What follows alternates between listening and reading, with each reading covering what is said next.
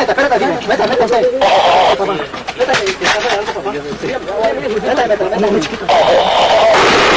Meta, papito, suelta.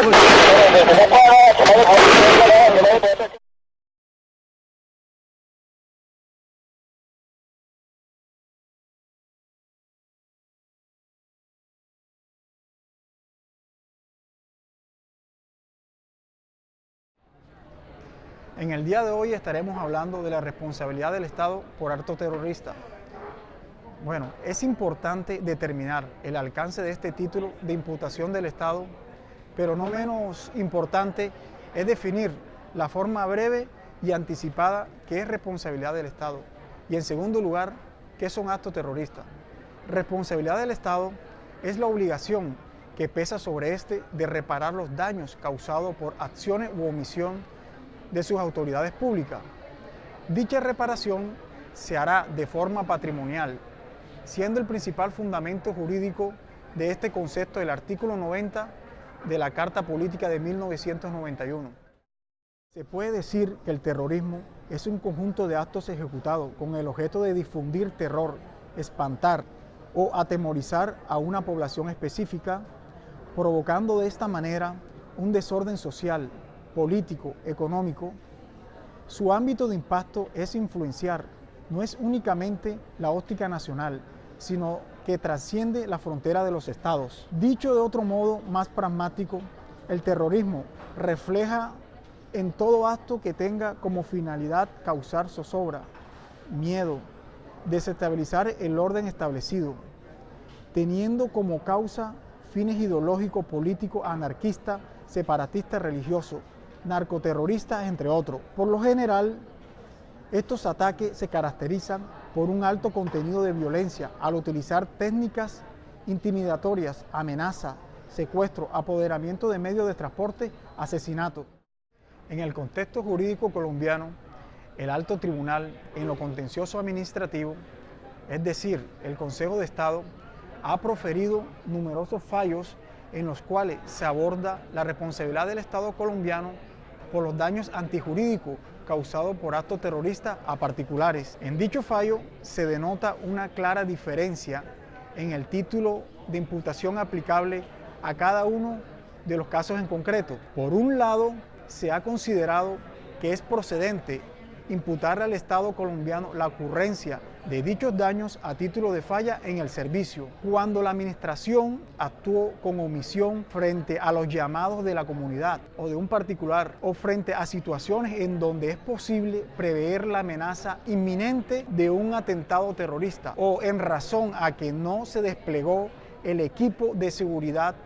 o de prevención requerido para conjurar las posibilidades de un ataque, como el refuerzo de pie de fuerza, la dotación de municiones, el diseño de operaciones de inteligencia o de preparación militar. Por otro lado, se ha considerado que es procedente indingarle la responsabilidad patrimonial al Estado a título de riesgo excepcional cuando hay ataques dirigidos a elementos representativos del Estado como funcionario estratégico del mismo, lo cual coloca a los particulares en una situación de riesgo que es creada de manera consciente por el Estado, pero no se toma excepcional en este sentido si se causa un daño antijurídico a un particular por el riesgo generado por el Estado. Se afirma que se desbordan los parámetros bajo los cuales se está desarrollando el principio de igualdad frente a las cargas públicas, imputándose entonces los daños antijurídicos causados por medio del título de imputación objetivo denominado riesgo excepcional. Como pudimos darnos cuenta, nuestro compañero Ken Acosta nos ha dado las generalidades de lo que representa el régimen de responsabilidad del Estado por ataques terroristas. Sin embargo, este régimen de responsabilidad se divide en dos vertientes de criterios de imputación, que son, por un lado, la falla del servicio y por otro, el riesgo excepcional. Les conversaré un poco sobre la falla del servicio. En relación a este criterio de imputación, la responsabilidad del Estado por ataques de terrorismo en el régimen subjetivo puede decirse que la doctrina ha tenido consenso al estudiar las diferentes tendencias del Consejo de Estado sobre este asunto. Este alto tribunal se ha encargado de postular que la falla del servicio se presenta cuando se produce como consecuencia de la omisión del Estado en la prestación de servicios de protección y seguridad. Es decir, cuando hubo falencias, irregularidades por falta de la administración que se concretan en una omisión de parte del Estado al no utilizar todos los medios que éste tenía a su alcance para repeler, evitar o atenuar el hecho dañoso. Por otro lado, se ha establecido que la previsibilidad, ojo a esto, la previsibilidad es un elemento a tener en cuenta en la aplicación del régimen supletivo. ¿Por qué? Porque esta conducta anómala por parte de la administración se determina derivado de la inoperancia en aquellas situaciones en que es previsible que se desencadene el acto terrorista. Ahora, un aspecto importante a tener en cuenta a la hora de aplicar el régimen de responsabilidad del Estado por actos terroristas es que la jurisprudencia de la sección tercera del Consejo de Estado afirma que no hay lugar a esta responsabilidad estatal. Ojo, no hay lugar a esta responsabilidad estatal cuando el ataque terrorista es indiscriminado, no es selectivo y tiene como fin sembrar pánico y desconcierto social. Esto porque es un acto sorpresivo en el tiempo y en el espacio. En un principio imposible de detectar por los organismos encargados de la seguridad pública. Lo anterior se puede decir en otras palabras, y es que esto se traduce en que si bien los deberes del Estado son irrenunciables y obligatorios, no significa que el Estado sea omnisciente, omnipresente ni omnipotente, teniendo que responder indefectiblemente y bajo todas circunstancias. La jurisprudencia del Consejo de Estado ha determinado que para que el Estado responda patrimonialmente a título de falla del servicio por omisión en el deber de prestar la seguridad a las personas, se debe configurar en dos circunstancias diferentes. Una, que se deja a la población a merced de la delincuencia sin brindarles ninguna protección, en especial cuando se tiene conocimiento de que los derechos de dicha población vienen siendo desconocidos por grupos organizados al margen de la ley. Y por otro lado, en otra circunstancia, y es cuando se le solicita al Estado protección especial con justificación en especiales condiciones de riesgo en que se encuentra la persona. Y también no hay que olvidar otra circunstancia, y es que no se le solicita expresamente dicha protección al Estado, pero es evidente que la persona la necesita en consideración a que existían pruebas o indicios conocidos que permitieran asegurar que la persona se encontraba amenazada. Y por último, para concluir lo referente a los criterios de imputación de responsabilidad del Estado por falla del servicio, es importante tener en cuenta los elementos que valora el alto tribunal, el Consejo de Estado, a la hora de imputar dicha responsabilidad estatal. Son tres elementos. El primero es que existe una ausencia en la prestación del servicio, un retardo, una irregularidad, ineficacia u omisión en el mismo. Otro elemento importante, que el daño configure una lesión o perturbación de un bien jurídico tutelado. Y por último,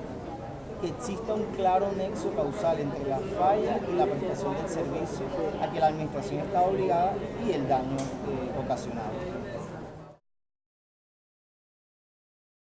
Teniendo en cuenta de que ya se ha mencionado lo que es la responsabilidad del Estado por actos terroristas y los criterios de imputación, como ya se mencionó con anterioridad, como es el de falla en el servicio, es importante que hagamos mención acerca del segundo criterio de imputación existente, que es el de riesgo excepcional.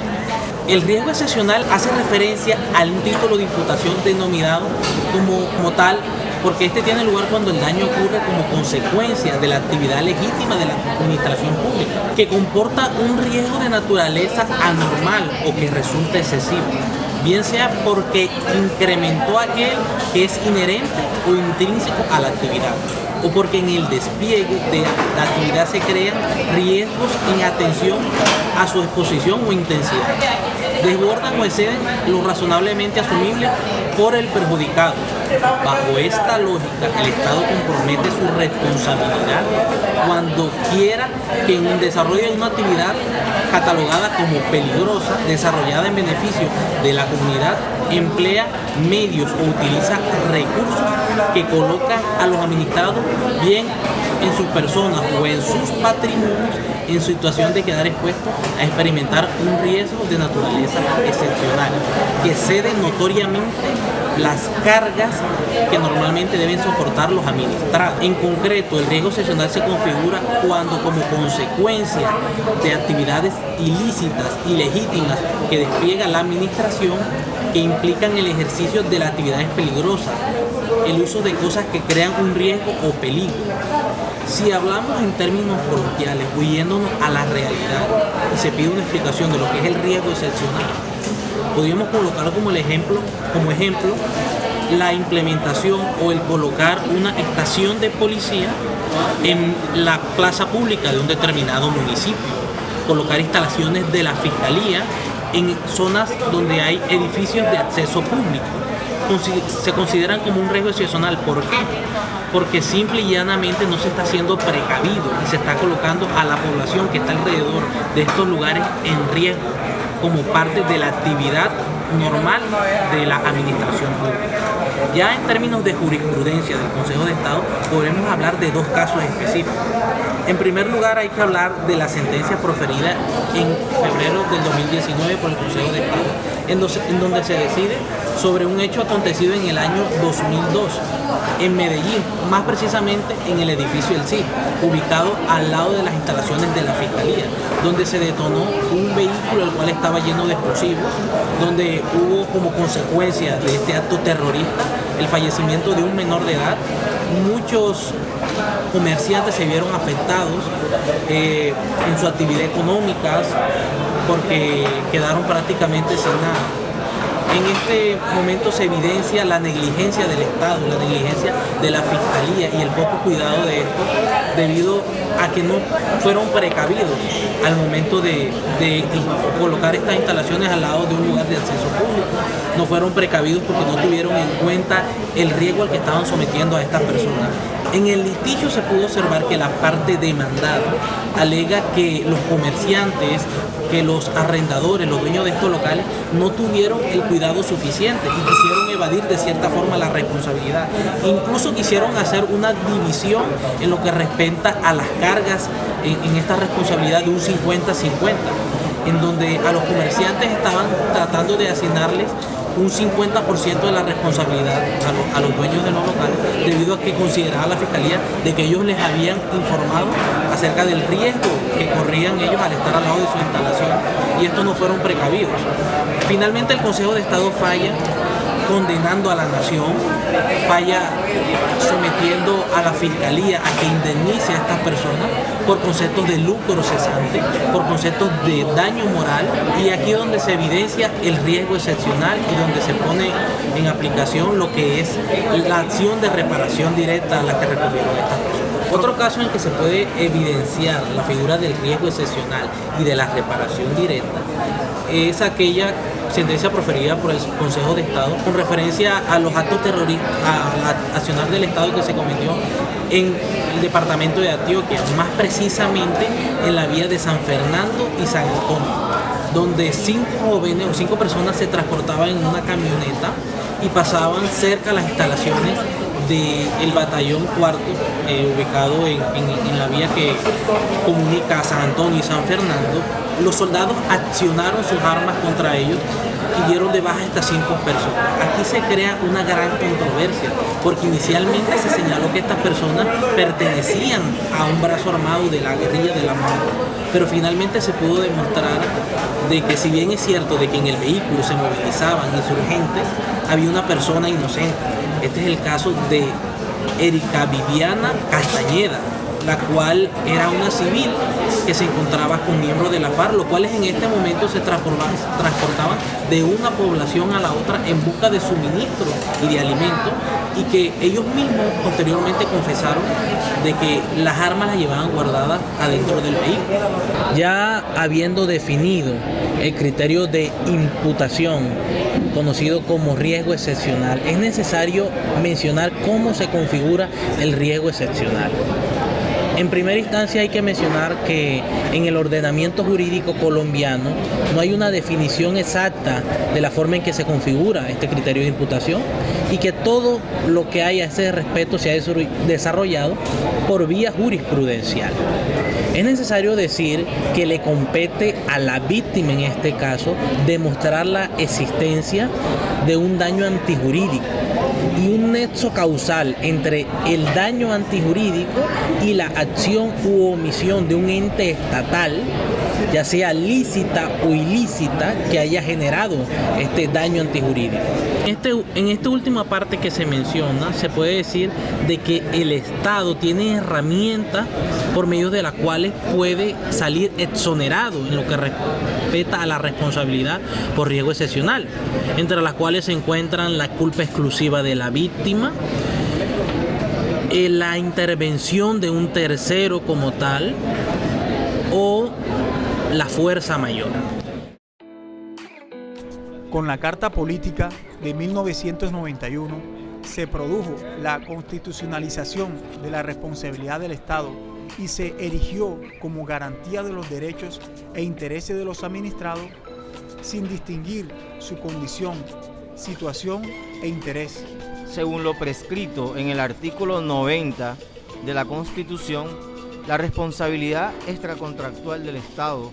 tiene como fundamento la determinación de un daño antijurídico causado a un administrado y la imputación del mismo a la administración pública, tanto por la acción como por la omisión. Todo régimen de responsabilidad patrimonial del Estado exige la afirmación del principio de imputabilidad, según el cual la indemnización del daño antijurídico cabe achacarla al Estado cuando haya el sustento fáctico y la atribución jurídica.